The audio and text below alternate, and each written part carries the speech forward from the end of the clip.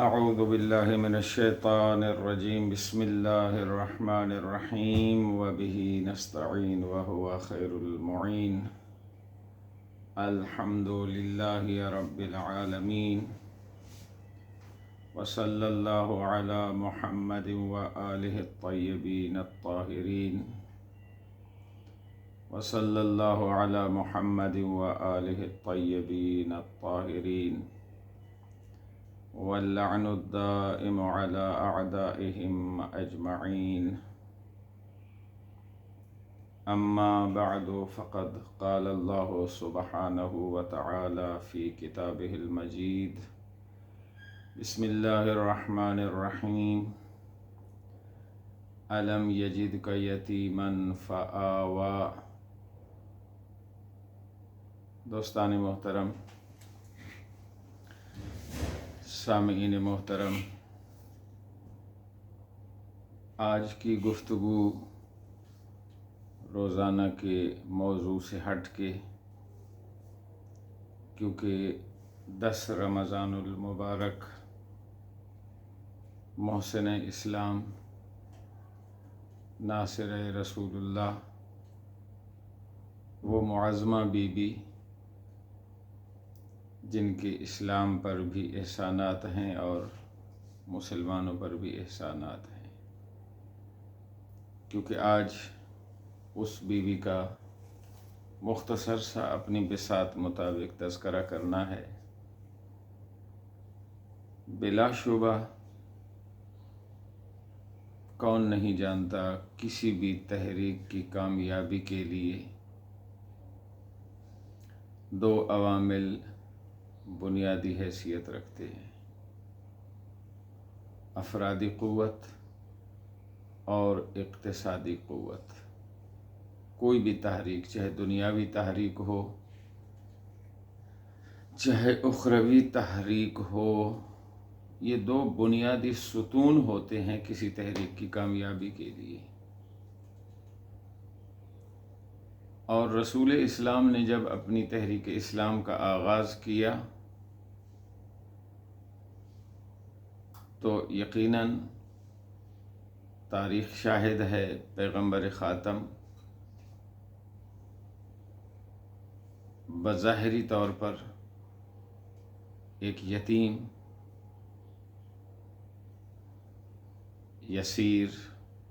یسیر مال و دولت کے اعتبار سے،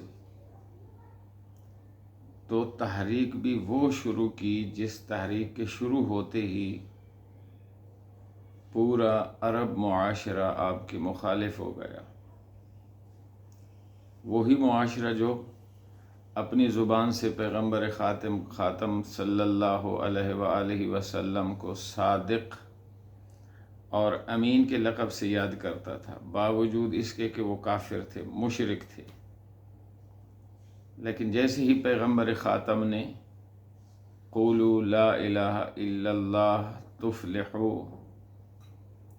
ڈھیر سارے ہاتھوں کے بنائے ہوئے خداؤں کی نفی کی اور ایک وحدہ لا شریک ذات کی طرف جب دعوت دی، تو وہی کفار و مشرکین جو پیغمبر خاتم کو صادق اور امین مانتے تھے، وہی جان کے دشمن بن گئے. تو اس صورتحال میں پیغمبر خاتم کی تحریک کی کامیابی کے لیے جو 2 بنیادی ستون تھے، اور یہ کرم پروردگار عالم ہی تھا کہ اقتصادی قوت جناب سیدہ ام المؤمنین خدیجۃ الکبریٰ سلام اللہ علیہا نے فراہم کی، اور افرادی قوت جس ہستی نے فراہم کی اس کو دنیا ابو طالب کے نام سے جانتی ہے،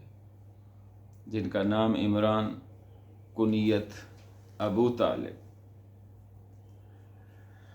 خصوصی طور پر آج جو چند باتیں کرنی ہیں، محسن اسلام ناصر رسول اللہ صلی اللہ علیہ وآلہ وسلم مادر جناب سیدہ فاطمہ الزہرا سلام اللہ علیہا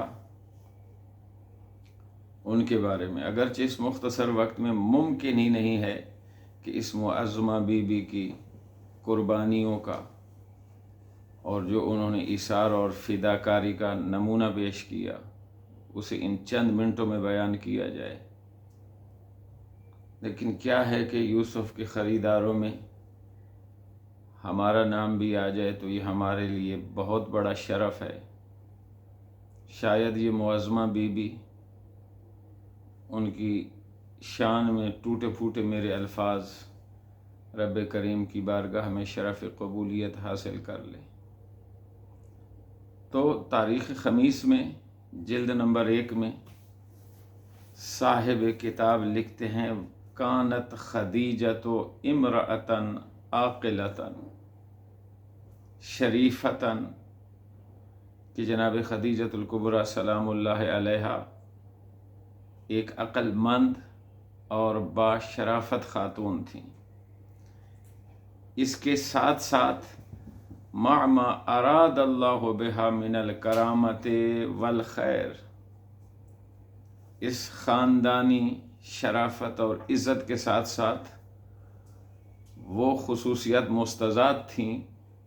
جو اللہ کا اس معظمہ بی بی کے بارے میں ارادہ تھا کہ اللہ جو انہیں کرامت اور خیر عطا فرمانا چاہتا تھا وہ اس پر مستضاد ہے۔ اور وہی صاحب تاریخ لکھتے ہیں وَهِيَ يَوْمَئِذٍ أَفْضَلُهُمْ نَسَبًا، اور یہ معظمہ بی بی ان ایام میں تمام قریش والوں سے افضل تھیں نسب کے اعتبار سے، کہ قریش سے بڑا باعظمت اور باشرف کوئی قبیلہ نہیں ہے، اور پھر اس قبیلے قریش کی بھی رئیس خاتون، کہ پورا عرب جس کے مال سے تجارت کرتا تھا اور ان کی رزق روزی کا بندوبست ہوتا تھا۔ وَأَعْظَمُهُمْ شَرَفًا، اور سارے قریش سے شرف میں بھی بہت عظیم بی بی۔ وَأَكْثَرُهُمْ مَالًا، ظاہری دنیا کی نعمتیں اور مال و دولت کے اعتبار سے بھی صاحب تاریخ لکھتے ہیں بی بی سب سے زیادہ تھیں، یعنی سب سے زیادہ دولت جناب خدیجۃ الکبریٰ کے پاس تھی۔ مورخین نے بالاتفاق لکھا ہے کہ جناب خدیجۃ الکبریٰ سلام اللہ علیہا ہجرت سے 68 سال 68 ایئرز 68 سال ہجرت سے پہلے قبیلہ قریش میں متولد ہوئیں، اور تاریخ یہ لکھتی ہے کہ وہ اتنی پاک باز اور اتنی پرہیزگار بھی تھیں کہ وہ جو کافر تھے، مشرک تھے، اسلام سے پہلے اس بی بی کو انہوں نے ہی طاہرہ کا لقب عطا کیا۔ جیسے پیغمبر خاتم کو انہی کافروں اور مشرکوں نے صادق اور امین کے لقب سے ملقب کیا، اس بی بی کی بھی یہ عظمت اور شرف ہے کہ دائرہ اسلام میں آنے سے پہلے، یعنی پیغمبر خاتم کا کلمہ پڑھنے سے پہلے انہی دشمنان اسلام کی زبان سے اپنے آپ کو طاہرہ کہلوایا اس بی بی نے۔ آپ قبیلہ قریش کی سب سے دولت مند خاتون اور سب سے اعلیٰ قبیلہ، مگر سب سے پہلے جو اس بی بی کی قربانی ہے، عرب کے بڑے بڑے سردار، بڑے بڑے نامور لوگوں کے رشتے آتے رہے، لیکن بی بی نے ان رشتوں کو ریجیکٹ کیا، قبول نہیں کیا، اور کون نہیں جانتا کہ انتخاب کیا تو ایک یتیم کا۔ اور جو تاریخ عرب سے آگاہی رکھتے ہیں وہ جانتے ہیں کہ عرب کے معاشرے میں یتیم سے شادی کرنا باعث ذلت سمجھا جاتا تھا، لیکن بیوی نے لوگوں کی باتوں کی اور ان کے تأثرات کی پرواہ نہیں کی، اس لیے کہ بیوی کے بارے میں جو تاریخ میں ملتا ہے کہ بی بی باوجود اس کے کہ اس جہالت زدہ معاشرے میں رہتی تھیں لیکن دین ابراہیمی کی پیروکار تھیں، اور اس کی بنیاد پر اس وقت کے جو بزرگ علماء تھے ان کی محفل میں بی بی جایا کرتی تھیں، اور ان کی محفلوں میں جانے کا نتیجہ یہ تھا کہ بی بی کتب کے ذریعے، گزشتہ انبیاء کی پیشین گوئیاں پڑھنے کے ذریعے سب سے پہلے متوجہ ہو گئی تھیں کہ اس جزیرے میں ایک نبی ظاہر ہونے والا ہے، اور پھر پیغمبر خاتم کی ذات گرامی سے کچھ کرامات اور کچھ خارق العادہ باتیں ایسی رونما ہوئیں کہ ان کی روشنی میں یہ معظمہ بی بی نے پیغمبر خاتم کو پہچان لیا، اور پہچان لینے کے بعد عورت کے ناز اور غرور کو توڑا اور خود پیغمبر خاتم کی طرف اپنا رشتہ بھجوایا اور خود طلب کر کے رسول اسلام کی زوجیت کا شرف حاصل کیا۔ اور یہ ازدواج سیدہ خدیجۃ الکبریٰ سلام اللہ علیہا کا واقعہ ہجرت سے 28 سال پہلے کا ہے۔ اس کے بعد یہ معظمہ بی بی، ان کی عمر مبارک جتنی بھی گزری وہ پیغمبر خاتم کی ہمدلی، ہمدردی اور بے دریغ حمایت میں گزری۔ سب سے بڑی جو قربانی اس بی بی نے دی کہ ایک یتیم کا انتخاب کیا، اور پھر اس کے بعد جب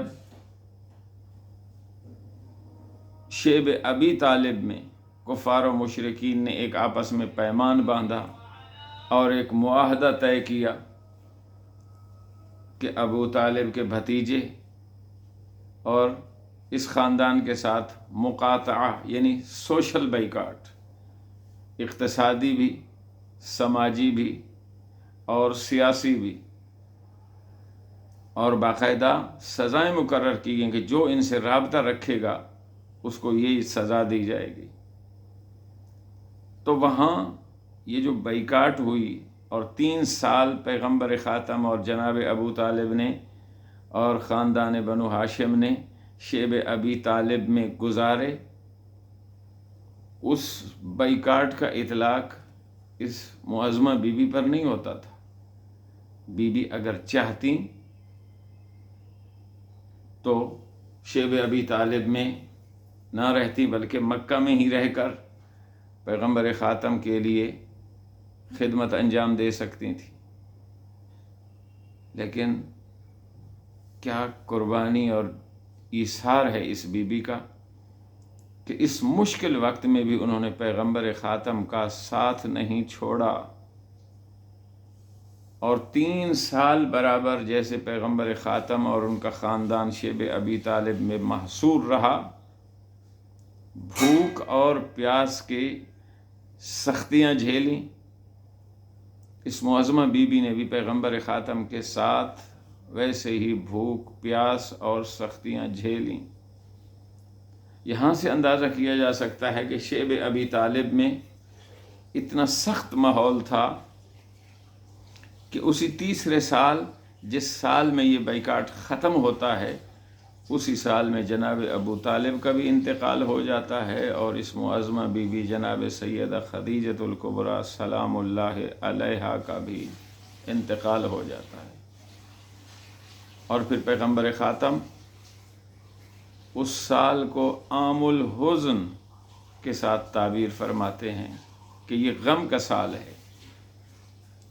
اس لیے کہ وہ 2 بنیادی ستون جو اللہ رب العزت نے تحریک اسلام کے لیے پیغمبر خاتم کو عطا کیے تھے، سورہ والضحیٰ میں الم یجد کا یتیما فآویٰ، میرے حبیب جب تو یتیم تھا تو کیا میں نے تجھے پناہ مہیا نہیں کی، پناہ فراہم نہیں کی، ووجدک عائلا فاغنیٰ، ان لفظوں کے ذریعے جناب سیدہ خدیجۃ الکبریٰ کی خدمات کو رب العزت نے خراج تحسین پیش کیا۔ کہ اے میرے حبیب، جب تیرے رب نے تجھے تنگ دست پایا تو تجھے غنی نہیں کر دیا؟ اور بالاتفاق تمام تاریخیں متفق ہیں کہ وہ جو پیغمبر خاتم غنی ہوئے جناب سیدہ خدیجۃ الکبریٰ کی دولت کے ذریعے ہوئے۔ اس کے بعد محقق علماء فرماتے ہیں، بڑا ایک منفرد سا ایک جملہ، کہ یہ معظمہ بی بی پہلی شیعہ علی ابن ابی طالب ہیں، یعنی پہلی وہ خاتون ہیں جس نے ولایت علی ابن ابی طالب کا اقرار کیا۔ اس سے بڑا شرف اور کیا ہو سکتا ہے؟ اور اس وقت مولا علی ابن ابی طالب کی ولایت کا اقرار کیا جب ابھی کسی نے بھی مولا علی کی ولایت کا کلمہ نہیں پڑھا تھا۔ منابع تاریخی کے مطابق مولا علی علیہ الصلاۃ والسلام 3 سال تک تو اپنے باپ ابو طالب کے گھر میں رہے۔ 3 سال کے بعد جناب سیدہ خدیجۃ الکبریٰ سلام اللہ علیہا کے بیت الشرف میں مولا علی منتقل ہو گئے تھے، اور جناب خدیجہ سلام اللہ علیہا دیکھ رہی تھیں کہ پیغمبر اکرم کا جو مولا علی ابن ابی طالب کے ساتھ خصوصی رویہ ہے، خصوصی شفقت اور مہربانی کا رویہ ہے، کیونکہ پیغمبر خاتم نے خود بی بی سے کہا ہوا تھا کہ علی کا گہوارہ میرے بستر کے قریب ہونا چاہیے۔ اپنے بستر کے ساتھ مولا علی ابن ابی طالب کا گہوارہ رکھواتے تھے مولا علی ابن ابی طالب کا، اور اپنے دست مبارک سے مولا علی کے جھولے کو جھلایا کرتے تھے۔ بی بی اپنے آنکھوں سے یہ سب دیکھ رہی تھی، حتیٰ کہ غذا بھی لقمے توڑ توڑ کر مولا علی ابن ابی طالب کے دہن اقدس میں پیغمبر اکرم رکھا کرتے تھے۔ یہ پیغمبر خاتم امام الانبیاء کا جو ایک امتیازی اور مشفقانہ سلوک جناب سیدہ مولا علی ابن ابی طالب کے ساتھ دیکھ رہی تھیں، ظاہر ہے اس سے یہ معظمہ بی بی نتیجہ بھی لے رہی تھی۔ اور صرف اتنا نہیں، روایات میں ملتا ہے، غالباً یہ بہار الانوار میں اور کشف الغمہ میں بھی یہ روایت موجود ہے کہ پیغمبر خاتم مولا علی ابن ابی طالب کو اپنی بغل میں لے کر جناب سیدہ کو مخاطب کر کے فرمایا کرتے تھے کہ یا زوجتی، یہ بچہ مستقبل میں اخی میرا بھائی، و ولی اور میرا ولی، و ناصری اور میرا مددگار، و وصی اور میرا وصی ہوگا، اور پھر آخری جملہ،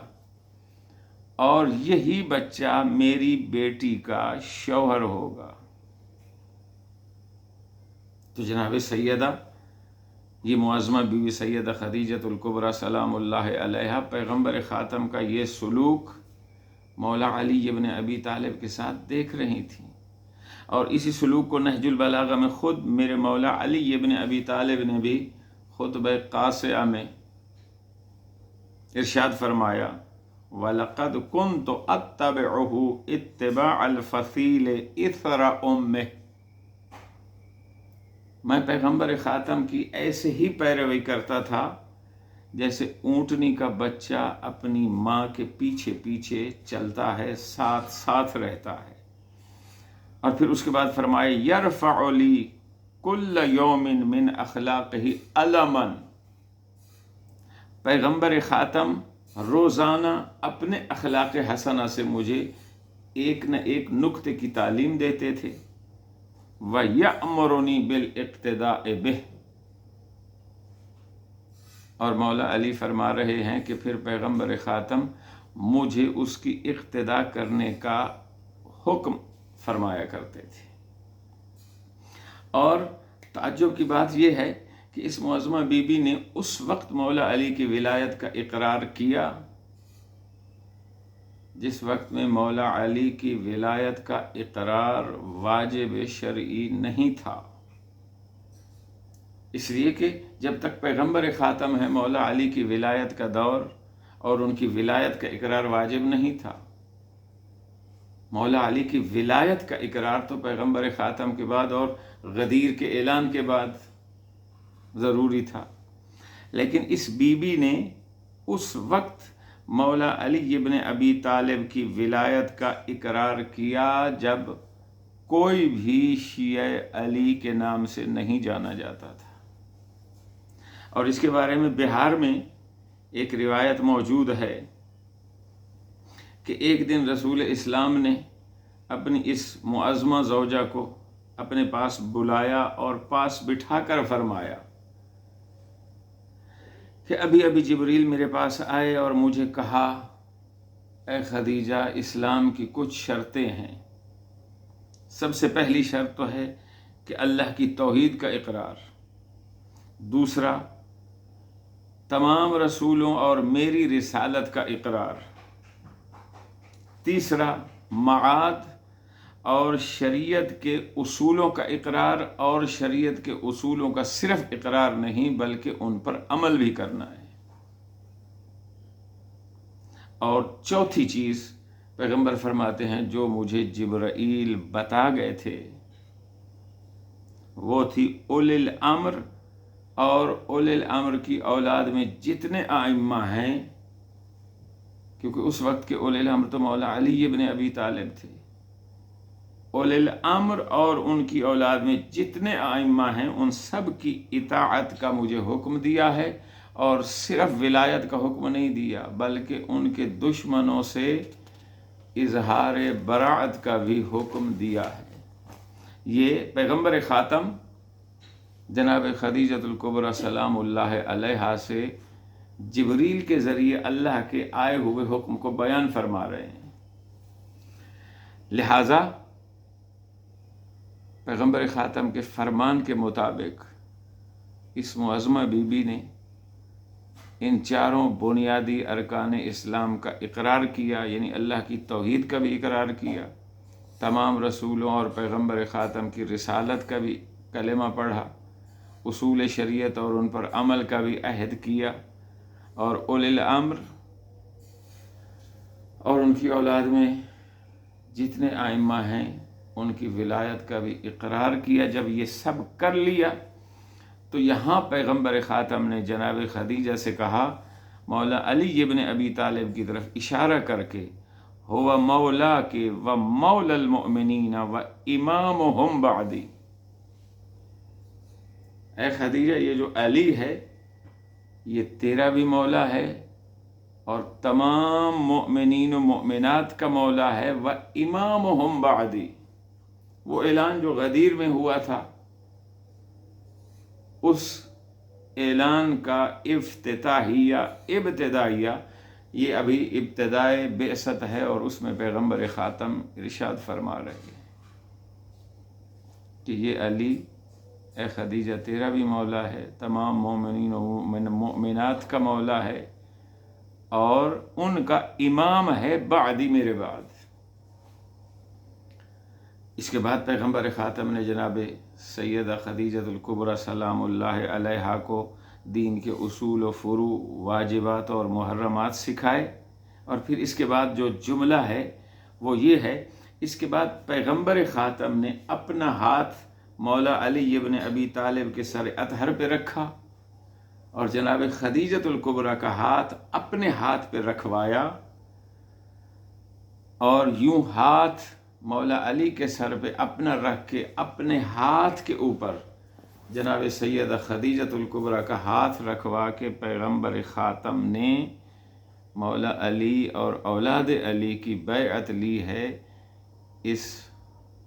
ملیکۃ العرب بی بی سے، اسلام جس کا ممنون احسان ہے۔ اور ہر مسلمان بھی جس بیوی کا ممنون احسان ہے۔ اس بیوی کی عظمت تو اس حدیث مبارک سے بھی ظاہر ہو جاتی ہے کہ پیغمبر خاتم نے ارشاد فرمایا ما کامل من النساء الا اربعۃ، کائنات کی جتنی عورتیں ہیں ان میں سے اگر کامل عورتیں ہیں، ہر اعتبار سے کامل ترین عورتیں ہیں،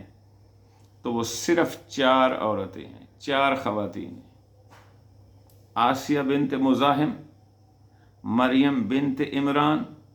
اور تیسرے نمبر پہ خدیجہ بنت خویلد، اور چوتھے نمبر پہ میری شہزادی جناب سیدہ فاطمہ الزہرا سلام اللہ علیہا کا نام لیا۔ جناب سیدہ خدیجۃ الکبریٰ نے 24 سال پیغمبر اکرم کے ساتھ زندگی کے نشیب و فراز دیکھے، اور ایک وفا شعار اور خدمت گزار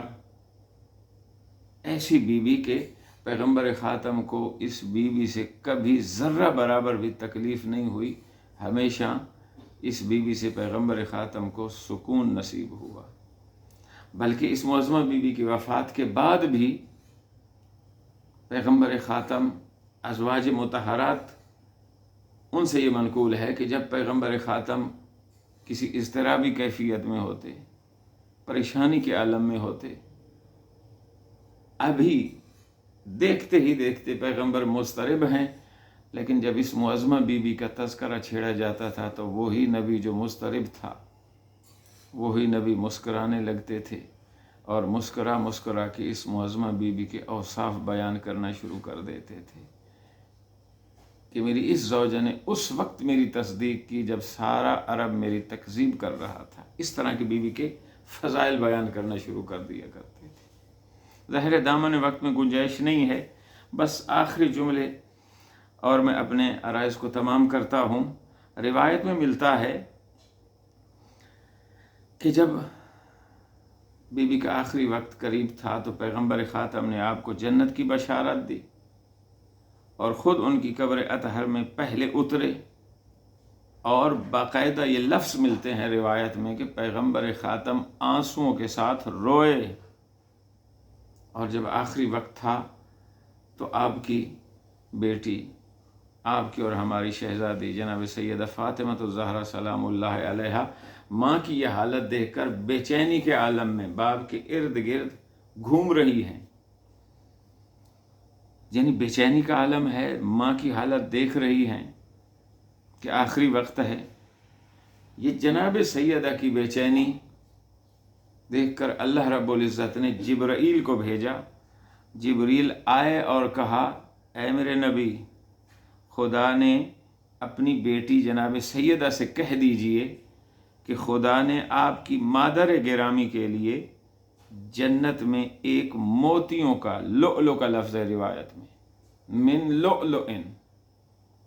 موتیوں سے ایک محل تعمیر کیا ہے، اور وہ محل ایسا ہے کہ اس کے درمیان سے ایک نہر گزر رہی ہے، اور یہ وہ جگہ ہے جہاں کوئی رنج و غم نہیں۔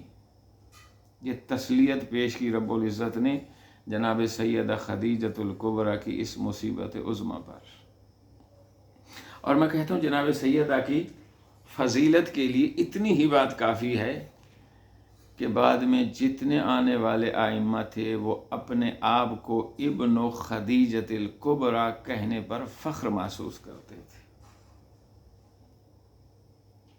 بڑی عظمت ہے اس معظمہ بی بی کی۔ اب ظاہر ہے اتنا وقت نہیں ہے کہ میں اس بی بی کی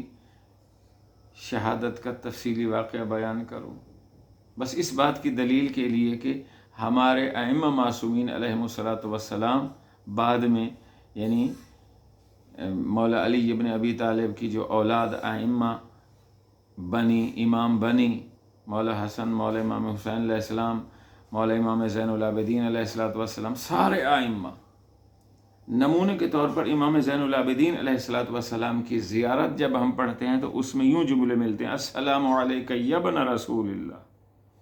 السلام علیک یا ابن علی ابن ابی طالب، السلام علیک یا ابن الحسن والحسین، اور پھر یہ جملہ آتا ہے السلام علیک یا ابن خدیجۃ الکبریٰ، آپ پر سلام ہو اے سیدہ خدیجۃ الکبریٰ سلام اللہ علیہا کے بیٹے۔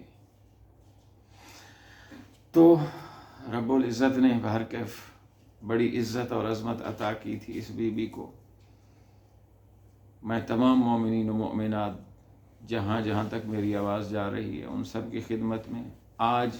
ہماری ماں اس دنیا سے رخصت ہو گئیں، کیونکہ جتنی ازواج نبی ہیں وہ امہات المؤمنین ہیں۔ میں اپنی اور تمام مومنین کی والدہ گرامی کی اس وفات، بلکہ جناب سیدہ کے دکھے ہوئے دل کی یہ ایک جو مصیبت عظمیٰ تھی، اس پر تمام مومنین و مومنات کی خدمت میں تعزیت و تسلیت پیش کرتا ہوں اور دعا گو ہوں رب العزت اس ماہ مبارک میں ہمیں عبادت اور اعمال خیر انجام دینے کی توفیق عطا فرمائے۔ تمام مومنین و مومنات کی عبادات، بالخصوص یہ روزے والی عبادت جو موفق ہیں، رب کریم ان کی توفیقات خیریہ میں اضافہ فرمائے اور ان کی تمام عبادات اپنی بارگاہ میں قبول فرمائے۔ والسلام علیکم ورحمۃ اللہ وبرکاتہ۔